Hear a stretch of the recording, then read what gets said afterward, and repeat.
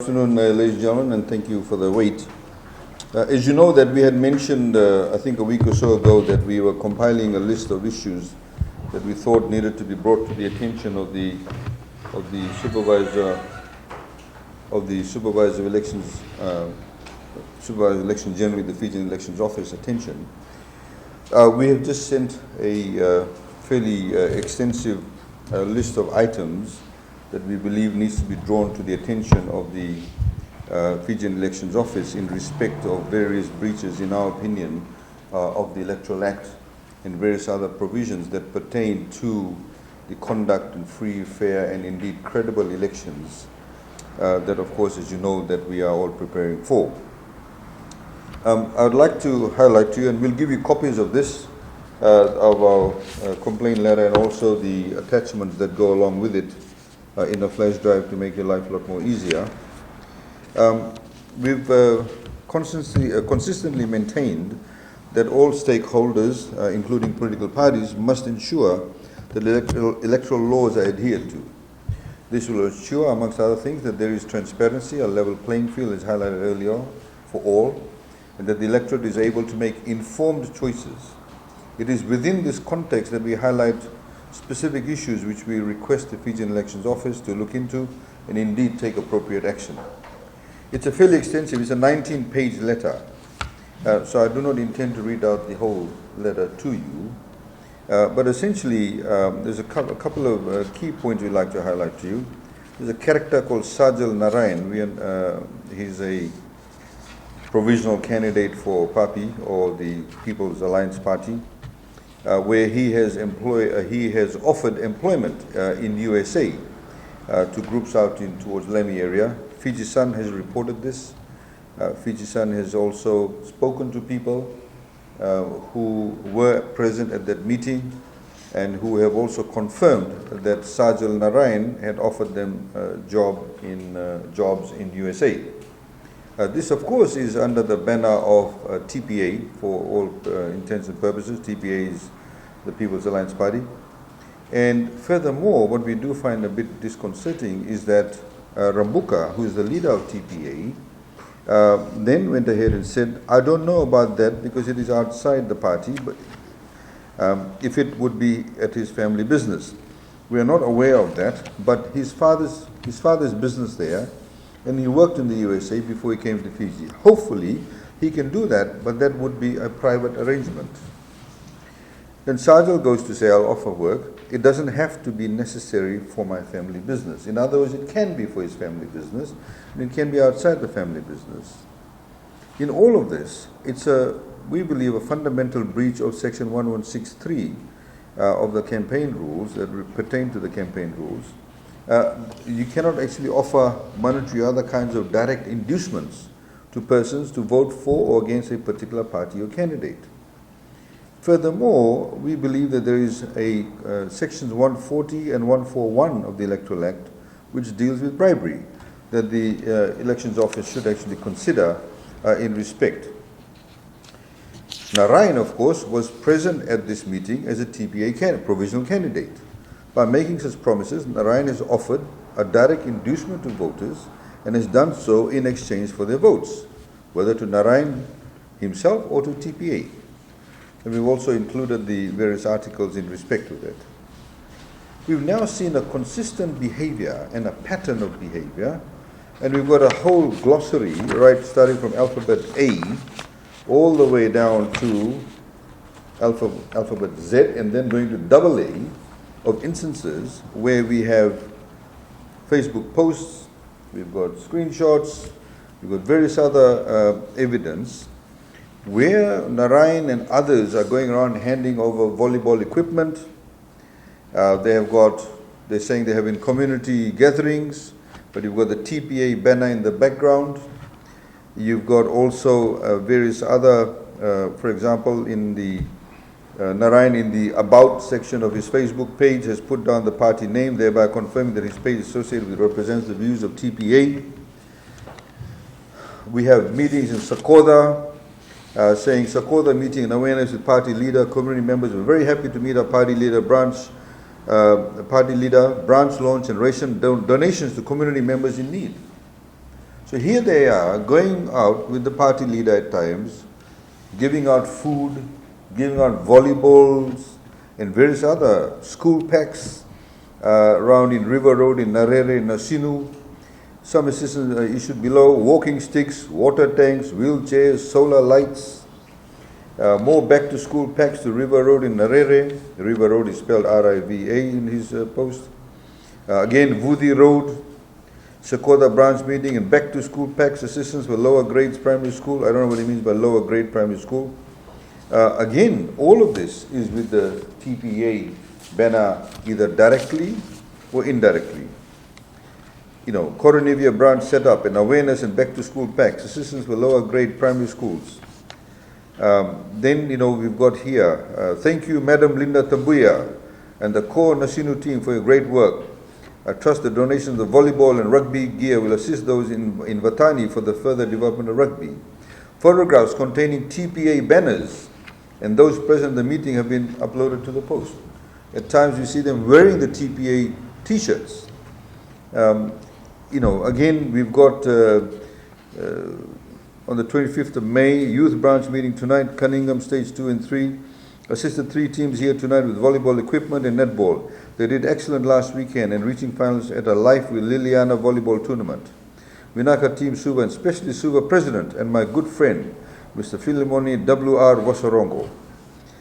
We've seen this continuously happen with this Sajal character throughout, and again you'll get copies of that. There's of course under section 114 of the Electoral Act, there's a prohibition on vote buying. Imagine going out to a group of young people and saying, look, you know, if you vote for me, vote for a party, there's a you're wearing a t-shirt and saying, I can get you jobs in USA. What is that? That's an inducement. Now, we've asked the Fijian Elections Office to consider sections 140 and 141 of the Electoral Act on bribery and undue influence. There is no doubt that TPA has handed out the sports equipment, wheelchairs, walking sticks, solar power generators, ration packs, school packs and food packs for the purpose of gaining or influencing voters. In the Narayan Post, TPA logos, banners and hashtags are present. TPA of course cannot dissociate itself from Narayan and his activities as it has done with other members in the past. He's not only the so-called provisional candidate or member seen in this post, TPA's party leader is also present, and other members and provisional candidates. In the food distribution, we've seen various other characters from TPA, like Dan Lobandine. We have seen Cecil Brown and others, in fact, who have been involved with TPA, seen in these photographs, seen in this post, or referred to in this post. We have, of course, also Linda Tambuya getting into the fray. One of her posts says on 11 June 2022, it says, you know, I was happy to, she was in Lomaiviti Provincial Council meeting. I was also happy to meet and donate baby items for our COVID-19 maternity fund. Loving Islands to South Pacific Business Development. Ladies, this morning, I'll be coming to you live from wherever, Rock the Vote Fiji Volleyball Tournament at Morris Convent School. She, of course, is conducting by donating baby items, breaches Section 104 of the Electoral Act. All Fijians, and indeed all political parties, are aware that the campaign period officially began on 26 April 2022, and the laws surrounding political party campaigns need to be adhered to. We are also of the view that during the campaign period, no political party, candidate or representative of any party should post material in respect of campaigns, even though that campaign had taken place prior to the campaign period. So even if you did something in January and now posting it during the campaign period, it's still in the campaign period. You cannot claim and say, oh, I did it a few months before the campaign period. Of course, a lot of these breaches that are being flaunted, of course, have been done in the campaign period itself. TPA provisional candidates, members and office holders have openly flaunted their disregard and indeed disrespect for the electoral laws by engaging in vote buying not once, not twice, but on multiple occasions. No party or member of any party can be donating any item or providing any service free of charge at a preferential price, or promise to provide any monetary relief, gifts, material goods, or services of any value during the campaign period. At times, TPA has done this under the guise of performing community service, and other times it has blatantly flaunted the law. We are of the view that TPA must be severely dealt with and bear the full brunt of the law. The Fijian Elections Office, we believe, must deal with this recalcitrant conduct decisively and expeditiously, as it has a bearing on the credibility of the entire electoral process. The matter is so egregious that it will undermine our nation's democracy and will need to be brought to the attention of the multinational observer group. Accordingly, we believe it is in the interest of the Fijian Elections Office and the Electoral Commission to ensure their constitutional obligations and duties are adhered to and indeed fulfilled. The other matter that we raised with the Elections Office, we understand that this has also been brought to their attention previously, is the Rock the Vote Fiji and possible breaches of the Political Parties Registration, Conduct, Funding, Disclosures Act. We've also lodged complaints in relation to the donations being received by TPA and look forward to receiving the response of the Fijian Elections Office. Now, Rock the Vote, for example, they've done numerous things. On 1st of May, Linda Tambuya's Facebook page containing a flyer with Rock the Vote Fiji logo on it for volleyball tournament on 14 May 2022 at William Cross School Ground in Makoi. The flyer also includes a photograph of Tambuya and states players with valid ID, voter ID allowed to play, along with details of cash prizes that can be won. The flyer states that there is no entry fee, but you can win cash prizes. The issue there is, and there's numerous, I've got a whole list of it. In Tavyuni, you're saying, the post reads, TVA will host a vote Honorable Madam Tambuya Volleyball Tournament. Vote Honorable Madam Tambuya Volleyball Tournament. No entry fees. Winning prize will be donated and provided by Honorable Madam in person. Prize money, $2,000. $1,000 men's and women's, and it goes on. So who's donating this money? Is it coming from a business? Is it coming from somebody who's already donated more than $10,000? The Rock the Vote is not even a registered company. It's not even registered as a charitable organization. Where's the money going to? Who is funding this Rock the Vote? Now, let me tell you one thing. Rock the Vote Fiji is no original concept which Tambuya or TPA have come up with. Rock the Vote is an American not-for-profit political advocacy organization dedicated to increasing youth voter turnout in the United States of America. And many people argue, in particular, they're targeting black voters because they generally have a low voter registration. So the clear difference, of course, between the original Rock the Vote brand in USA, they've got nothing to do with the Fijian one, and TPA and Tambuya's Fijian spin-off, is that the Rock the Vote in the United States of America is not conducted by politicians. It's not conducted by politicians. In Fiji, it is. TPA and Tambuya are using this campaign to exploit young voters. It is also evident from Narayan posting the sports equipment handed out to various communities have been done to lure voters into attending the sporting events organized by TPA and TPA's Rock the Vote Fiji. It is also evident that members of TPA and its provisional candidates have sponsored the sporting activities conducted by TPA and Rock the Vote Fiji, including sponsoring of cash prizes handed out to participants. Such conduct is in breach of Section 114 of the Electoral Act.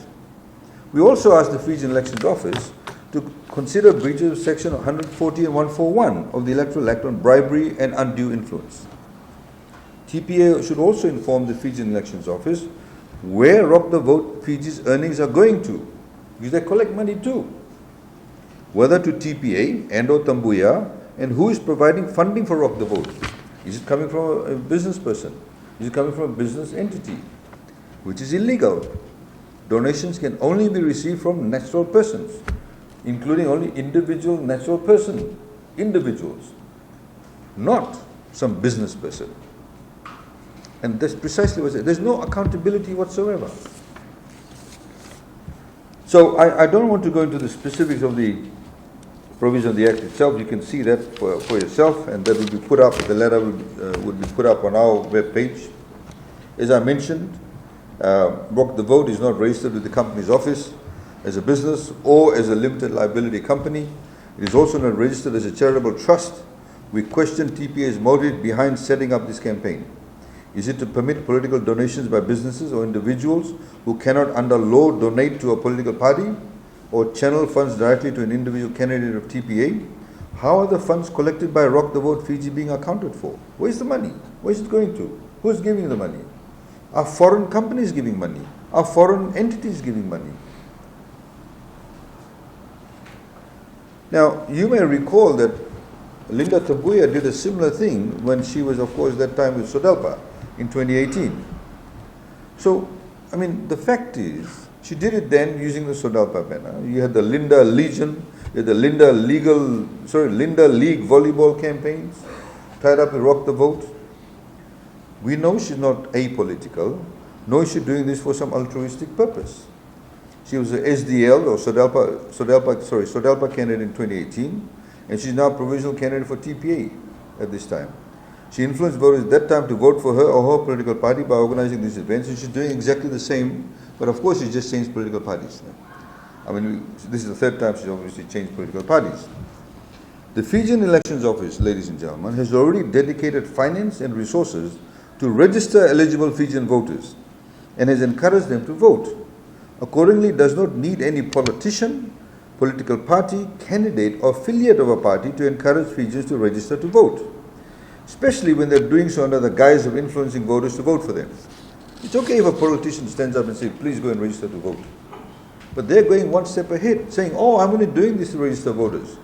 But what are they doing? It's just a guise to be able to go and influence voters. There is no doubt that the Rock the Vote Fiji is associated with and affiliated with TPA. It is funded by TPA representatives, along with businesses and members of TPA. This has been confirmed in the postings referred to in the attachments that we've actually sent. TPA's conduct is in contravention of the provision of the Electoral Act and Political Parties Act. It is evident that the setting up of Rock the Vote Fiji is TPA's attempt to circumvent provision of electoral laws which require parties to not only disclose the source of funding and all donations, but to receive funding and donations only from individual Fijians or former Fijians, and donations only up to 10,000 Fijian dollars per Fijian or former Fijian every 12 months. TPA merchandise. If you look at the electoral laws, it says campaign material. Any campaign material published and distributed by political parties and candidates must include in a print size, easily legible, the following information. A, name and address of the person and organization who authorized and paid for the printing of the material. B, name of the company that printed the material and the business address and the date of issue. We've had concerned Fijians who've actually brought to our attention the TPA bula shirts which are for sale at the TPA offices. These bula shirts are sold for $50 each and do not have any authorization details in compliance with Section 112 of the Electoral Act. They're selling this merchandise. We've actually got people who went and bought it, and they've given them receipts. It is evident that TPA is selling party merchandise and campaign material without any regard to the requirements of the Electoral Act. Further, the receipt provided by TPA for the purchase of the bula shirts is also not compliant with the requirements of the electoral laws. The purchaser was not issued with an official receipt, so no TPA official receipt, any receipt book you can find in a bookshop, specifying that the purchase is indeed from TPA for merchandise, and the purchaser is also not asked to provide any source of identification or details to confirm his or her address. What does that mean? It means that a business person can go using money from the company and go and buy 1,000 bula shirts from TPA. So now we gave receipts. What is the name of the person? What's the source of funding? And every single advertisement that's done, every single material must say who authorized it, must say who made the material. If you're going to print t-shirts, we are getting t-shirts made at the moment. It's not here. We're ordering t-shirts from overseas. And every single t-shirt has a label that says authorized by the General Secretary, which is the company that made the t-shirt. The address, that's the requirement. They're making these things and there's no adherence to the laws. The point, ladies and gentlemen, is this.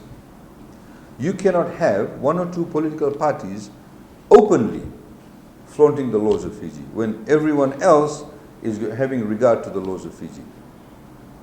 Why should other political parties participate in an electoral platform when not everybody is playing by the same rules? We go to great lengths and great cost to adhere to the laws, where others are continuously breaching the laws. That is not right. That undermines the credibility. In the same way, we had politicians in parliament saying, we can offer them the moon. So what's wrong with that? Absolutely everything is wrong with that. When you have people who may not have access to information, they may not be that well literate, if you go and say to them, we'll build a 4-lane road here, they say, what's wrong with that? There's absolutely everything wrong with that. You cannot make false promises to win votes. People should vote for you because you are making policies or you're offering policies that actually have credibility, that can be funded. That means it can be fulfilled, not false promises. We also have highlighted in earlier complaints about the financial commitments, as I mentioned to you. Now, on 6th of September 2022, the Fiji Sun published an article by a candidate called Faith Grace, a supposed provisional candidate of SODELPA, where the title was Tells Debt Forgiveness. We attached a copy of the article, and in that, the Fiji Sun article states, Tells Debt Forgiveness. A SODELPA government will write off Tells debt, scholarship debt because it is not a form of government revenue collection for us. This will allow all our young people to start off their careers debt-free and to promote free education up to tertiary studies, whether in academics or higher education or in technical, vocational educational training, TVET, otherwise known as trades upskilling. Now, under Section 116, 4C of the Electoral Act, it says, if a political party, a candidate for election to Parliament, or any other person representing or acting under the directive of the political party or candidate, makes a financial commitment, whether orally or in writing, the political party, candidate, or other person must immediately provide a written explanation setting out the following information. How revenue for the financial commitment is to be raised. How expenditure for the financial commitment is to be made. How expenditure is to be allocated to different sectors and budget sector agencies. And if expenditure exceeds revenue, how the deficit is to be financed. For the purpose of that particular section, financial commitment means any commitment made as part of a campaign for a general election where the implementation of the commitment after the general election has financial implications. So she's saying, we'll make university all free, basically. She's not saying how much it's going to cost. She's not saying where she'll get the money from. She's not saying whether there'll be cuts in other places. We all know that in this year's budget, for example, just for TELs and scholarships, those over the marks of 250, is going to cost government in excess of $160 million. It's in the budget. This lady is saying she'll make everything free, even technical skill sets. So obviously it's going to be more, far, far more than $160 million. She has not said how much it's going to cost. If she turns around and does the calculations, and if the calculations come out to $350 million a year, then the people say, hey, you're offering something $350 million a year. Where will you get the money from? That's what we want. She's not saying whether she'll cut funding from FRA or social welfare or wherever else the cut will come from. Or is she going to take on more debt? Everybody talks about debt now. Where will the money come from? Now, to date, Faith Grace and SODELPA have not explained, A, how the revenue for the financial commitment will be raised, how the expenditure for this financial commitment is to be made, how expenditure is to be allocated to different sectors and budget sector agencies, and if expenditure exceeds revenue, how the deficit is to be financed. We believe that election campaigns should have open, genuine public debate on policies, and this can only be made possible by voters receiving full information from political parties in respect of the election promises and financial commitments, as well as timely compliance by political parties of all campaign rules as laid out in the Electoral Act. SODELPA has not provided disclosure in respect of its TEL's debt forgiveness campaign promises and therefore has not met the requirements of the Section 1164C. As you may be aware, they've done it in the past and they've asked to pull down the material. And here we have this lady who's gone up and said it again. Unfortunately, Fiji Sun, which is aware of these rules, decided to still publish it. The media has a responsibility. If the Fiji Sun or any other organization, Fiji Times, wherever else it is, or any other radio station, knows that this is electoral rules, why are they then publishing this information when they know it's a breach of the law itself? So we find it highly irresponsible on the part of Fiji Sun to have reported Faith Grace and SODELPA's campaign promises without receiving adequate compliance in terms of the electoral laws. The media, we believe, plays an important role in any general election as it provides a platform to aspiring politicians, candidates and political parties to disseminate their campaign messages and campaign promises to a large part of the electorate. It is for this reason the media must ensure that its reporting and publication of any political campaign or messages is in compliance with the electoral laws. In this particular instance, Fiji Sun is enabling parties to breach the provision of the Electoral Act by publishing their campaign promises and disseminating their campaign promises without any consideration, being bereft of any compliance with Section 1164C. We also believe that while political parties have not released their manifestos, this should not mean that the parties should not comply with Section 1164C if they are making political promises which include financial commitments and stand-alone policy announcements. So if tomorrow somebody stands up and says, by the way, our manifesto is going to come out in 4 weeks' time, but I'm going to tell you that we'll build a 4-lane road from the roundabout in Coronivia all the way inside, a 4-lane road, they need to say still, despite the manifesto not being out, how much it's going to cost. Now, political party donations is another area. We've recently seen some political party candidates doing, what we call creative working calendars. You can buy their calendars for $30 each, or doing, video messages or TikTok or dance and songs and all of that, and you can pay, for example, for the calendars. Who's buying these calendars? Are they receipting it? If I have gone today, if somebody comes along to the FijiFirst office and makes a donation of $10,000, that's the maximum they can.